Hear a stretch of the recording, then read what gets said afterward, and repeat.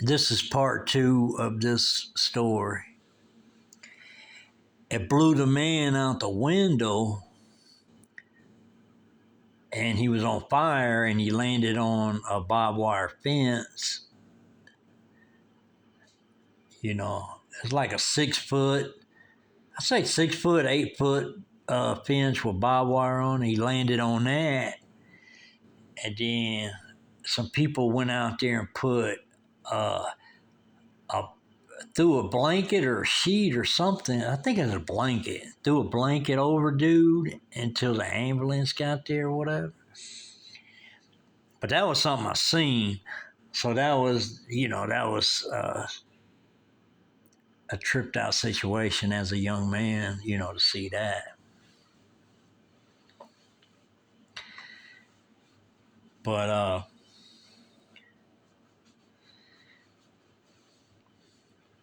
but I used to wonder a lot about that situation because I was always wondering, like, why didn't dude try to run out the front door and down the steps and that, try to run out the building and stuff. But, you know, when you see things like that, or if you just hear something like that, you always wonder a different scenario, like what would you have done if you was in that position? You know what I mean? And that's just something I think about. You know, here and there, and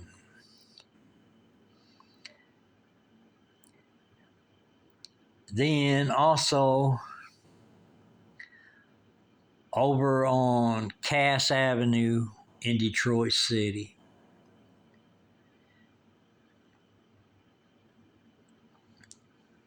There was a dude that got hit by a car over there. And like I said, back in them days, them cars was made like Sherman tanks, like army tanks. I mean, that's how they were built. They were solid, and if it hit a person, you know, you're going to be injured, whether it hits you and knocks you out the way, or hits you and you go up in the air, or hits you and you go under the vehicle, whatever the situation is, you're going to be hurt really bad or dead because, and that's what I was saying versus the cars today. Now, you can get hit by a car today and die, but a lot of people has got hit by cars today, and they drove over them and all kind of stuff, and they survived it. So and that's what I was saying about the cars being light and stuff like that. Where back in the days, them cars were so heavy, if it ran over you, you was pretty much stewed, But anyways, this dude that got ran over by a car on Cass Avenue. This was something I seen myself, and he had got hit by the car, and somehow the guy like basically just ran him over. Basically, is what it was, and somehow the guy went underneath the car. Then he got stuck behind the back wheel, and then the guy was, gassing it and stuff like that.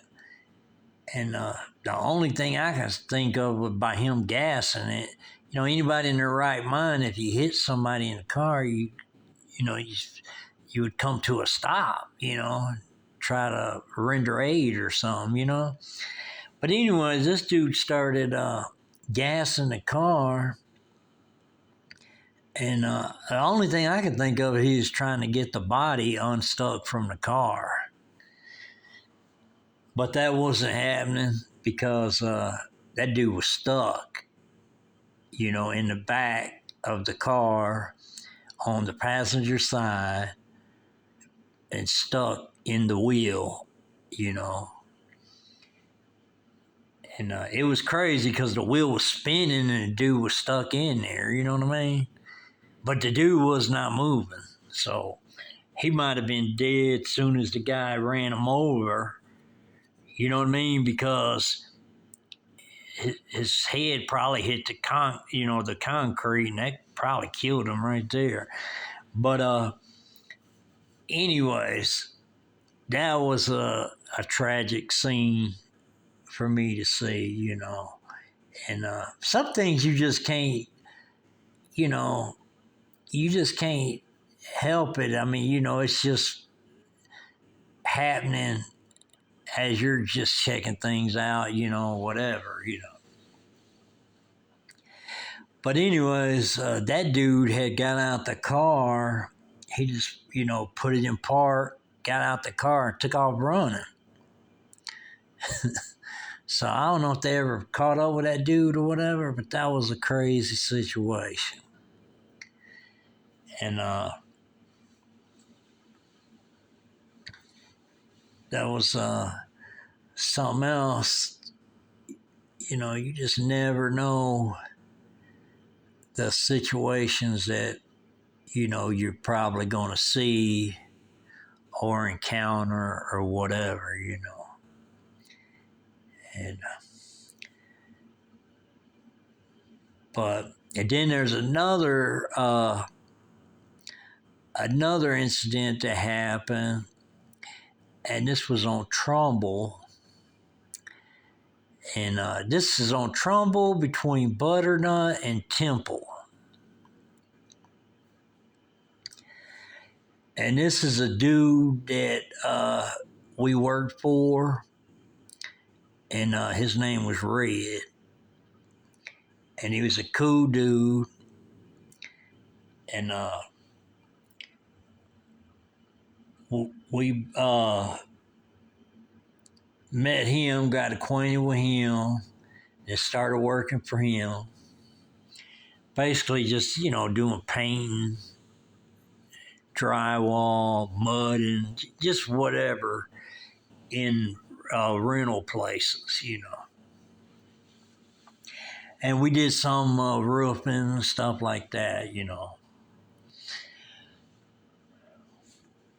But anyways,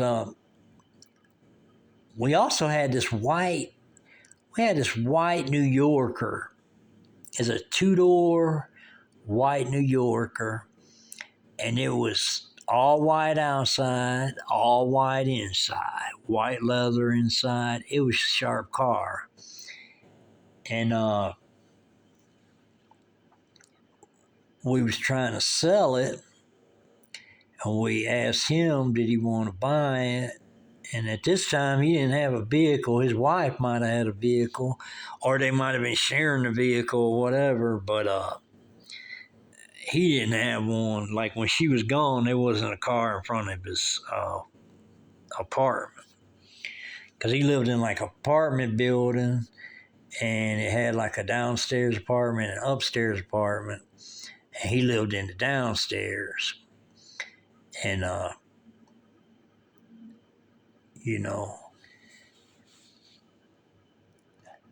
but we worked for him for a while. And he was cool because we used to conversate with him. We'd go over there in the mornings, hang out in the kitchen, conversate with him, drink coffee, whatever. And but anyways, we had during that time we asked him, do he want to buy that car, and he was like, hey, take me up to the bank. And we gave him a ride up to the bank. So we was thinking he was going to buy the car. But we gave him a ride up to the bank, and the bank's like up at that time. It was on Trumbull, like up toward Tiger Stadium, the old Tiger Stadium. And he goes in there, and we sit out in the car, and he comes out, and he's got a big stack of $100 bills and stuff like that. And I think we were selling the car for, I want to say, $1,800. I'm not for sure on the price. It wasn't that much, but the car was like, it was nice, but it was just a Chrysler New Yorker. You know what I mean? And well, he got in the car and he's counting out the money and stuff like that. And then we give him a ride back to his apartment.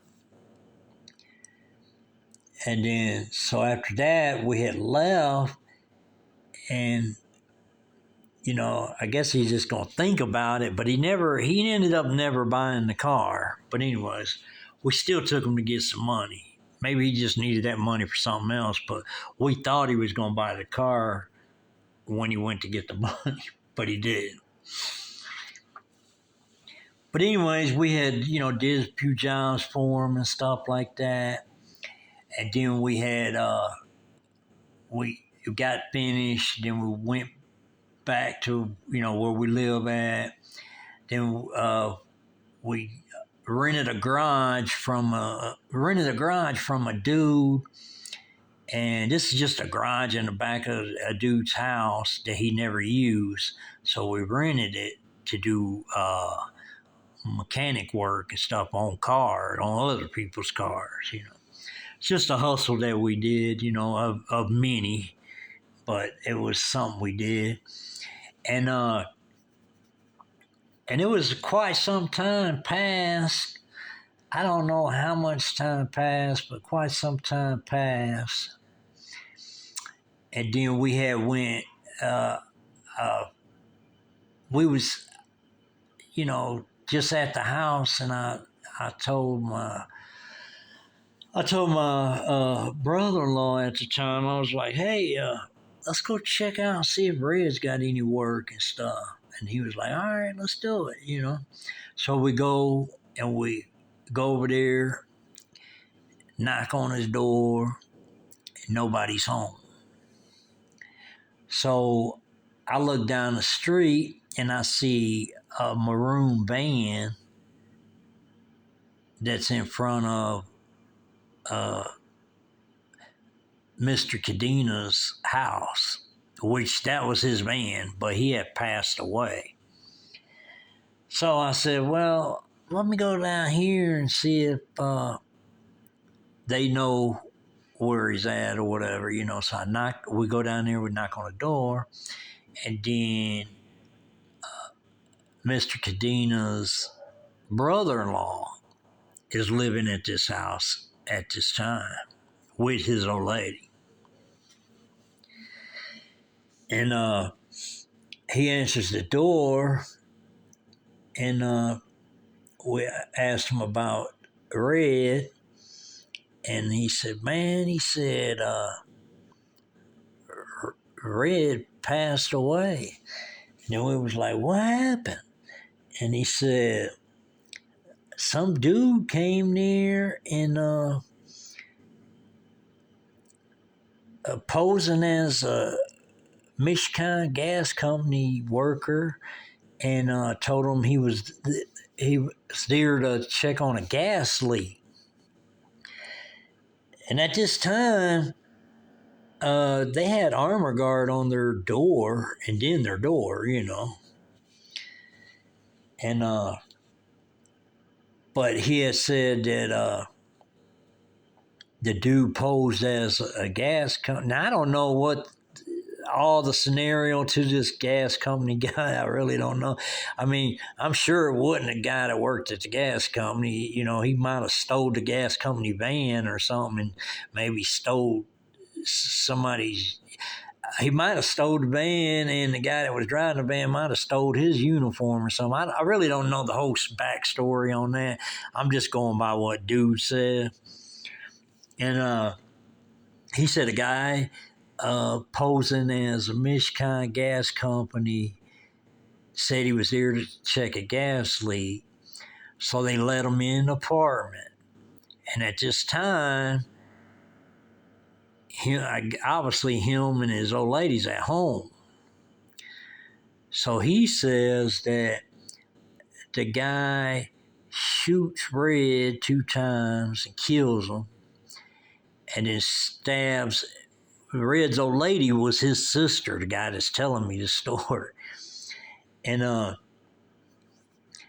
he says that the guy stabs his sister multiple times in the back of the neck, but she ended up living, you know.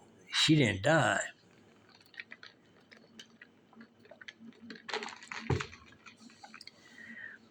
So we was, tripping out, because we was like, damn, but so, we said, all right, then, we was just trying to look him up to see if he had any more work, for us to do. But then he was like, I'm sorry, guys, that's just what went down, whatever. And then so we left. But the backstory to that is when we worked for him the first time, we was in his kitchen one time and old truck went down Butternut and he had his had one of them screens in the window of the kitchen where you can have your window up a little bit and it has like a screen you can slide that fits the window, whatever. But anyways,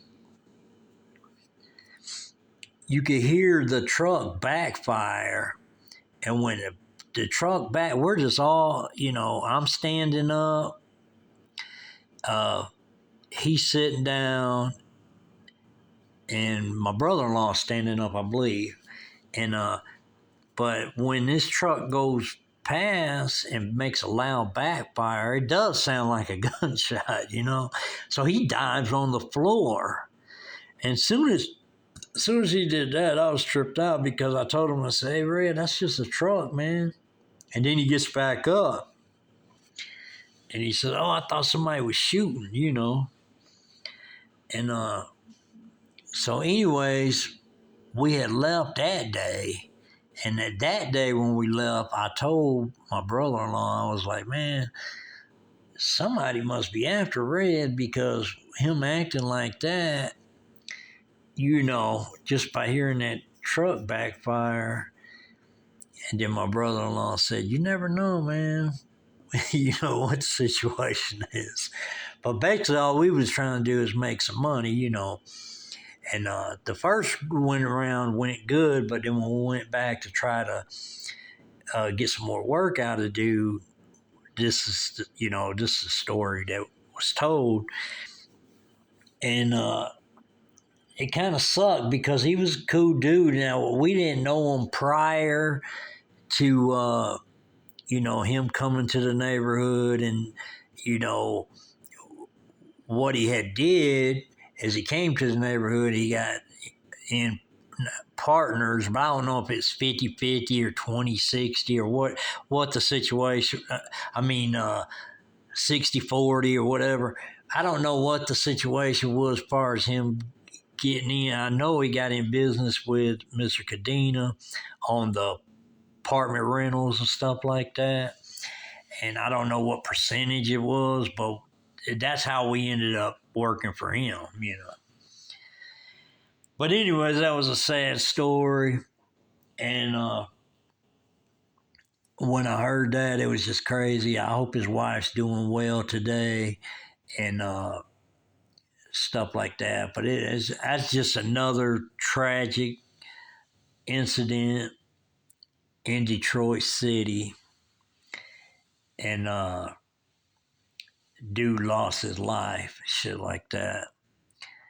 And but just by us knowing him and working with him and stuff like that, he was a cool dude, so I don't know what happened, prior to that, prior to him coming into the neighborhood and all that. I don't really know what happened in the past that led up to that. Because I know it just wasn't no random dude decided he's going to go in there and kill them or try to kill both of them or whatever. I know there's a story behind it that I don't know.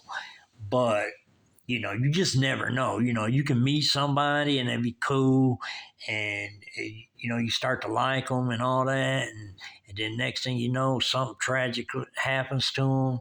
And then you're wondering, how that happened. But, everybody has a past for one, and You know, some people get away from their past and try to do better and, you know, stuff like that. But depending on what you did in your past, that something could come back and haunt you. You know what I mean? So, that being said, you know, not saying he did anything bad, but it's just, I don't know what would make somebody try to take him and his wife out, you know. I really don't know. But, you know, I'm sure his wife knows something about it or what happened or what, you know, whatever. But, anyways, I really don't know. But it was just a sad situation. And, but that was another incident that happened on Trumbull. And, I felt for him, you know, after I heard that story. I was like, damn, you know, that's, you know, it was kind of hard to take, really, when he was telling us that story, because just him telling it just seemed like,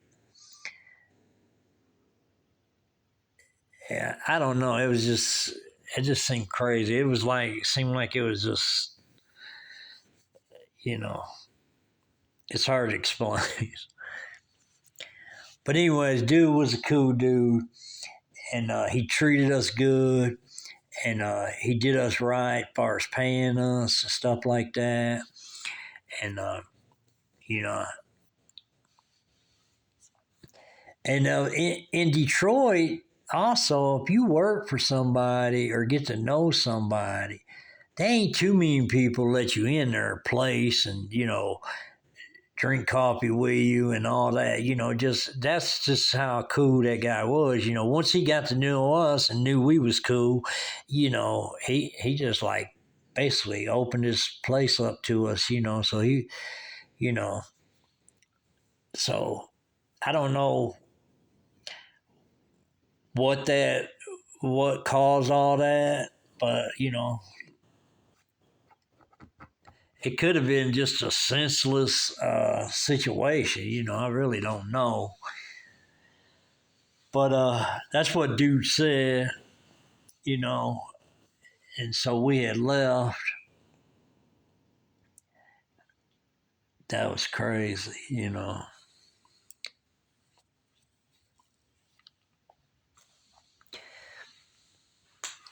But like I said, I hope his wife's doing well today, and maybe they found out who did that. You know what I mean? I don't have no clue, but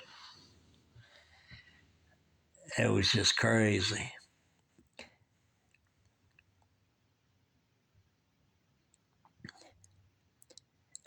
Incidents like that happened quite often, you know, in them days. You know, there's a lot of people lost their life, you know, over different scenarios in Detroit City.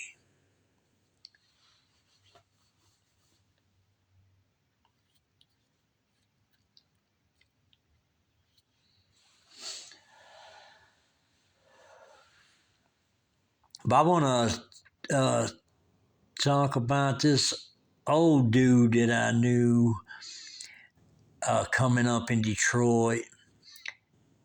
His name was Roy Farmer, and he was from Texas. But there was a whole lot of people that lived in Detroit at that time that was from all over the place. You know what I mean? They were from Texas, uh,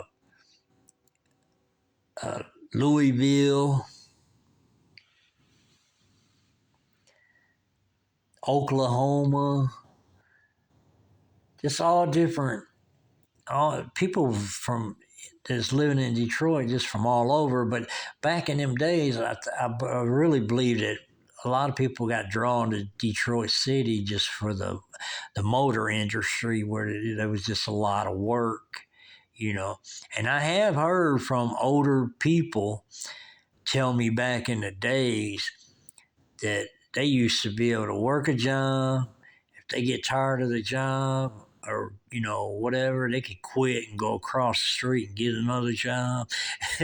I was just at that time. That's how Detroit was booming far as work. It just had all kind of jobs.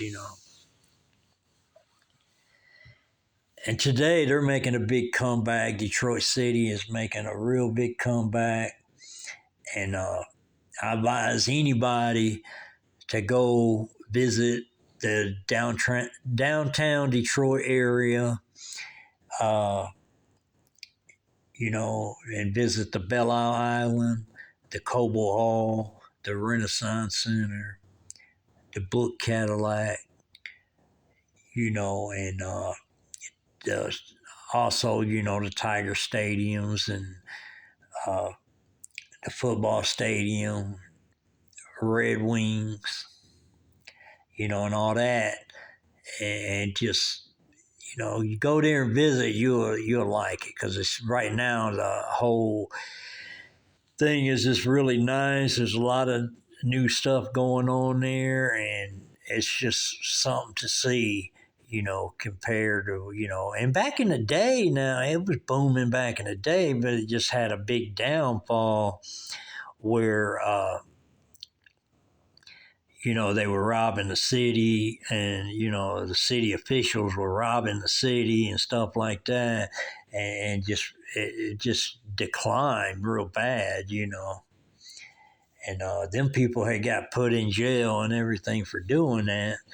But, it was just crazy. And then, there was a lot of stuff going on back in the days in Detroit City, you know.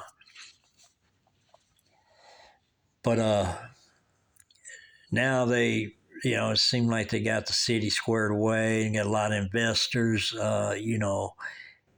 came in here to, do a big facelift on the place. So it's really, really looking good. So I advise anyone that, you know, want to take a vacation, go to Detroit City. It's got a lot of things to see, a lot of places to go. And there's a shit ton of stories in that city. Also, go see the train station too. That's a popular spot. Uh, this was in when the movie Four Brothers. If you haven't seen that movie, you need to watch that movie. And but when that movie's first coming on, that train station's in the background. So that's a good spot to check out. And then you definitely got to hit, if you're in Detroit City, definitely go hit Tailways. It's a little spot. If nothing else, just so you can say you've been there. And then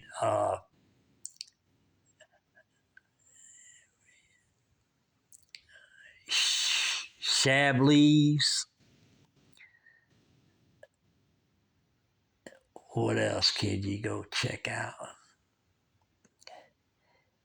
And there's I wouldn't advise you to go to certain places, but these places I'm telling you to go, you'd be good to go to them. And but yeah, they got the Hart Plaza there. And you can ride the People Mover. This is basically just a train that's up in the air and stuff like that. It takes you to key points of the downtown area. So there's just a lot of things to go check out. And then if you do decide you want to take a vacation trip to Detroit, before you go, do some research, and check out the places that I mentioned. But, there's some places, to go to, and,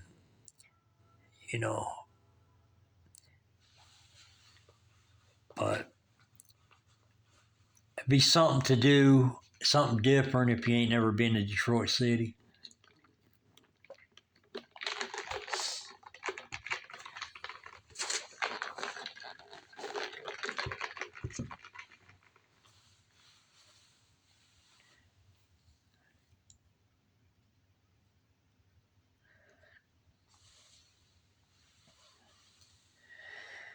Then also,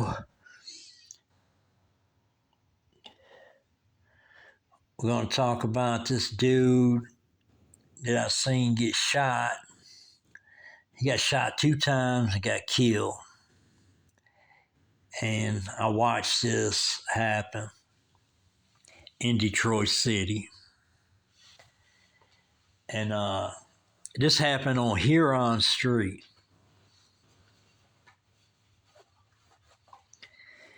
In Huron Street in Detroit City, back before this took place, I was going there because I had a friend that lived on this street.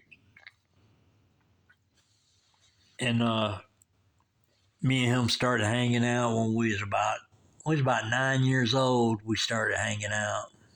And we're still friends today.